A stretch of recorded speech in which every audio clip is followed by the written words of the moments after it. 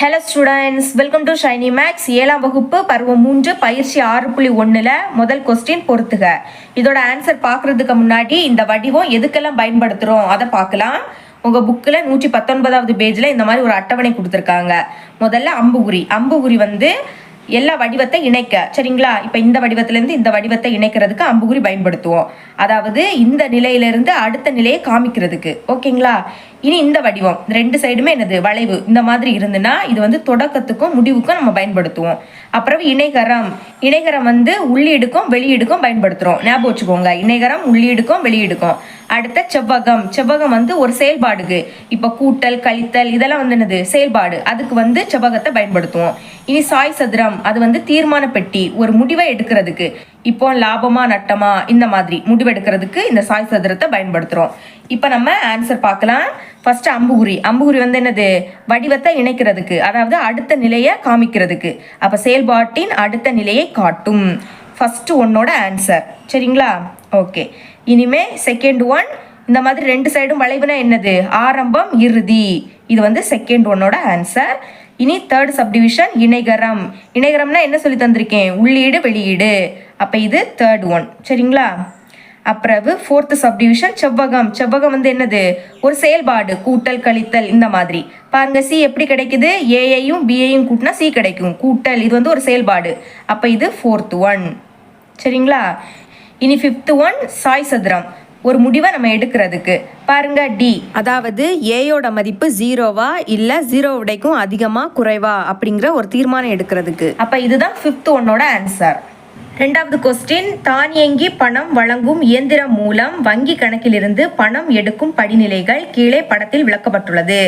அதற்கு தகுந்தவாறு செயல்வழி படம் உருவாக்குக. அதாவது இப்போ நம்ம பணம் எடுக்கக்கூடிய படிநிலை நம்மளுக்கு தந்திருக்காங்களாம். இதுக்கு நம்ம செயல்வழி படம் வரையணும், சரிங்களா?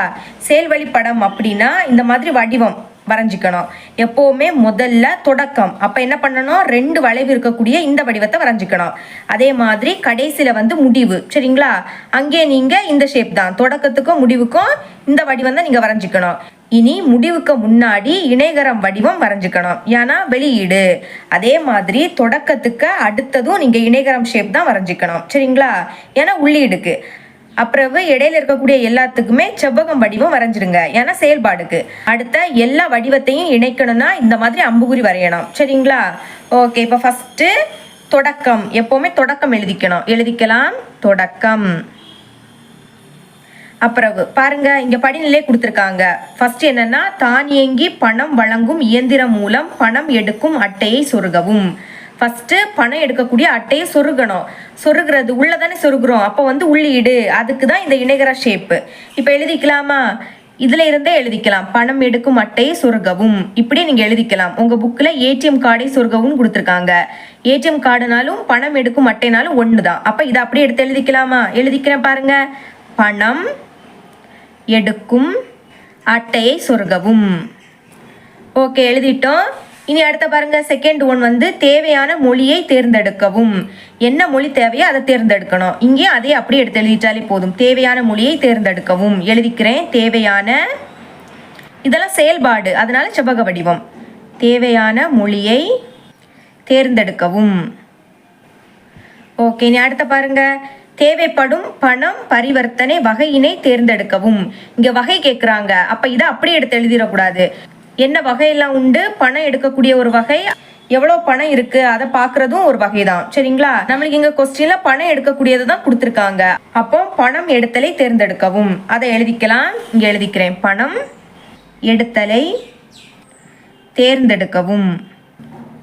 ஓகே. அப்புறமா பாருங்க, வங்கி கணக்கு வகையினை தேர்ந்தெடுக்கவும். என்ன வகையோ அதை நம்ம தேர்ந்தெடுக்கணும். சேவிங்ஸ் கரண்ட், நம்ம வந்து சேவிங்ஸை தான் தேர்ந்தெடுக்க போகிறோம், சரிங்களா? சேவிங்ஸ்னா சேமிப்பை தேர்ந்தெடுக்கவும் எழுதிக்கிறேன். சேமிப்பை தேர்ந்தெடுக்கவும்.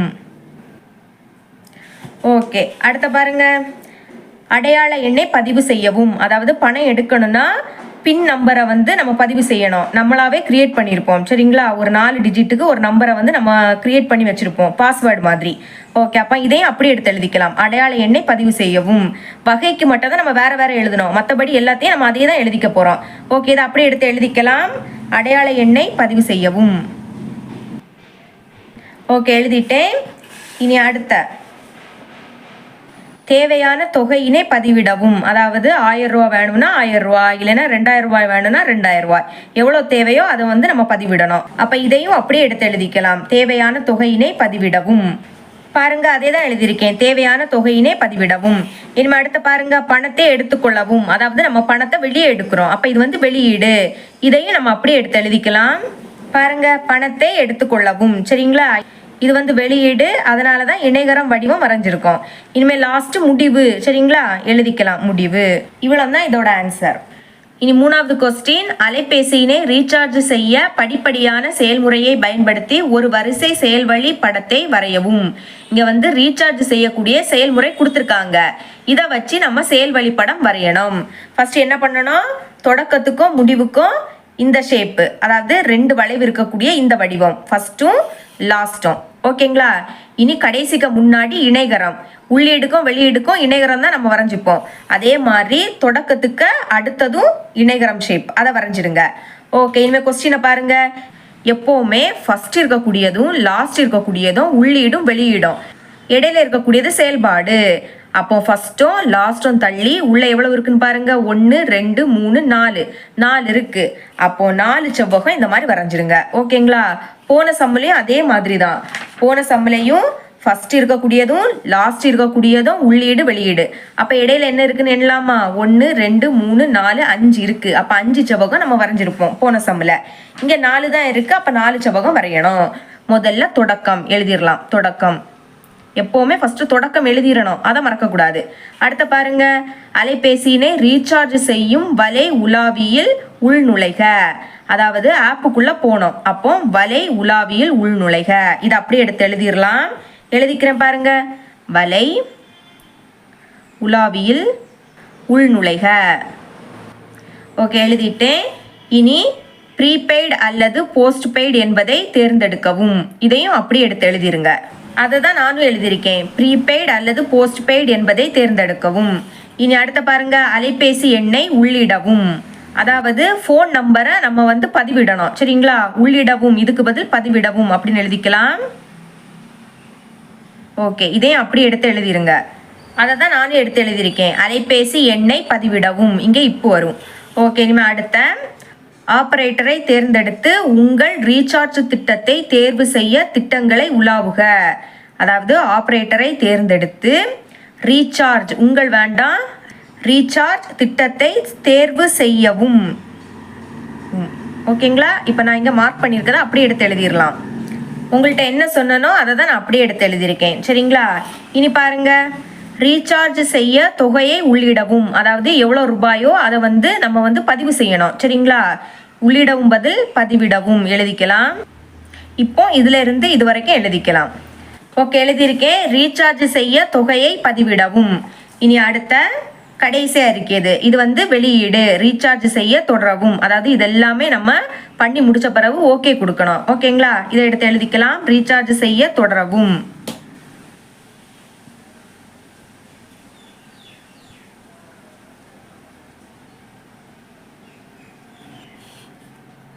தொடரவும். ஓகேங்களா? இதோட முடிஞ்சு அப்போ முடிவுன்னு எழுதிக்கணும். ரீசார்ஜ் செய்து முடிச்சிட்டோம், அப்போ லாஸ்ட்டாக முடிவுன்னு எழுதிக்கணும். இவ்வளோ தான் இதோட ஆன்சர். நாலாவது கொஸ்டின், கீழே கொடுக்கப்பட்டுள்ள போக்குவரத்து விதியினை விளக்கும் செயல்வழி படத்தில் அம்புக்குறிகளை பயன்படுத்தி நிரப்பவும். நம்மளுக்கு இங்கே செயல்வழி படம் கொடுத்துருக்காங்க. இதில் வந்து அம்புக்குறிகளை பயன்படுத்தி நம்ம நிரப்பணும். சரிங்களா? பாருங்க, இங்கே என்ன கொடுத்துருக்காங்கன்னா சிவப்பு, மஞ்சள், பச்சை. முதல்ல ஆரம்பம், ஆரம்பம்னா தொடக்கம். அடுத்த இதுக்கு அடுத்த என்னது? இணைகரம். இணைகரம்னா உள்ளீடு, சிக்னலை உள்ளிடவும். அப்போ இதை ரெண்டையும் இணைக்கணும். இதுக்கு அடுத்த நிலைனா இதுதான். அப்போ இதை இணைக்கணும்னா அம்புகுறி வரையணும். சரிங்களா? இந்த மாதிரி. அப்புறம் ஃபர்ஸ்ட் என்னது இருக்கு? சிவப்பு. அப்போ இப்படி நீங்கள் வரைஞ்சிக்கணும். முதல்ல என்னது? சிவப்பு. அப்போ இந்த மாதிரி அம்புகுறி. சிக்னல் சிவப்பு. சிவப்புனா என்னது? நிறுத்து என அச்சிடு, நிறுத்தணும். சிவப்பு சிக்னல் போட்டுட்டாங்கன்னா நம்ம வண்டியை நிறுத்தணும். ஓகேங்களா? இந்த செயல்பாடு இப்போ முடிஞ்சு. அப்போ இறுதி, அதாவது முடிவு. இந்த மாதிரி. இனி அடுத்த சிவப்பு சிக்னல் இல்லைன்னு வச்சுக்கோங்க. இங்கே எழுதிக்கலாம். சிவப்பு சிக்னல் இல்லை. சிவப்பு இல்லாட்டா அடுத்த என்னது வரும்? மஞ்சள். அப்போ மஞ்சள்னா என்னது? காத்திரு என அச்சிடுக. அப்போ இந்த மாதிரி. இங்கே எப்படி அம்புகுறி போட்டிருக்காங்களோ அதே மாதிரி. இங்கே ஆம்னு எழுதியிருக்கனால இங்கே நம்ம ஆம்னு எழுதிக்கணும். ஓகே, இப்போ இந்த செயல்பாடும் என்னது முடிஞ்சு. அப்போ இறுதியில் கொண்டு இணைச்சிக்கலாம். இனி அடுத்த பாருங்க, இப்போ மஞ்சளும் இல்லை சிவப்பும் இல்லை மஞ்சளும் இல்லைன்னா லாஸ்ட் என்னது பச்சை. பச்சைனா என்னது செல்றது. அப்போ செல் என அச்சிடு. இந்த செயல்பாடை முடிஞ்சு. அப்போ இறுதியில் கொண்டு வந்து முடிச்சிடலாம் இந்த மாதிரி. ஓகேங்களா? 5வது கொஸ்டின், அருகில் கொடுக்கப்பட்டிருக்கும் செயல்வழி படத்தை பயன்படுத்தி பெயர்களை உள்ளீடு செய்து அவை உயிர் உள்ளவையாக இருந்தால் உயிர் உள்ளவை என்றும் இல்லை என்றால் உயிரற்றவை என்றும் அச்சிட செயல்வழி படத்தை நிரப்பவும். நம்மளுக்கு இங்கே செயல்வழி படம் கொடுத்துருக்காங்க, இதில் வந்து நம்ம நிரப்பணும். சரிங்களா?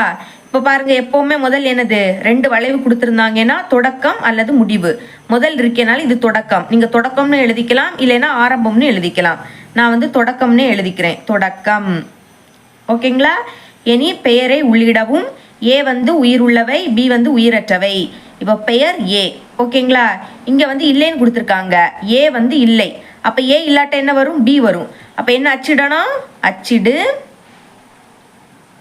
பி. ஓகேங்களா? இனிமே அடுத்த ஏ ஆம். ஆம்னா இருக்குன்னு அர்த்தம். அப்ப ஏ தான் இங்க வரும். அப்ப அச்சிடு ஏ. இந்த மாதிரி எழுதிருங்க. இனி அடுத்த 2 வளைவு, அதாவது லாஸ்ட் வந்துன்னா அது என்னது முடிவு. அப்போ முடிவுன்னு எழுதிக்கலாம், முடிவு. இதோட முடிஞ்சு. இவ்வளவு தான் இதோட ஆன்சர்.